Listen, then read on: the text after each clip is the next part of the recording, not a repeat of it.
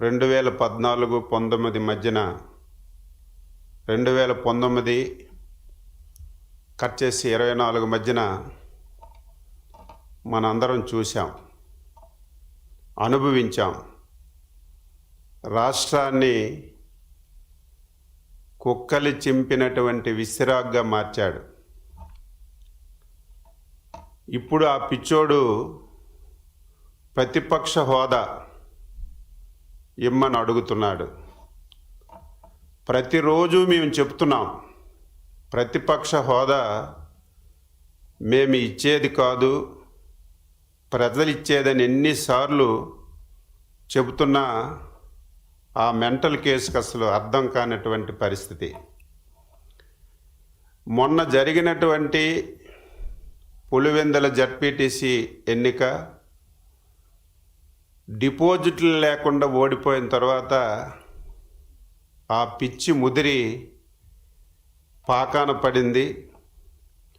ఇష్టం వచ్చినట్టుగా మాట్లాడడం ప్రారంభించాడు. ఆయనకు అలవాటు అయిపోయింది.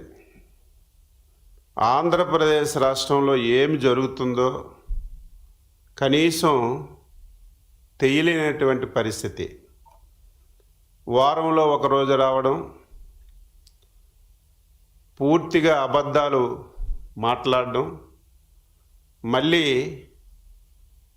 బెంగళూరు వెళ్ళిపోవడం 16 మాసాలుగా ఆనవాయితీగా జరుగుతుంది. నిన్నను పాత్రికేయుల సమావేశం పెట్టాడు.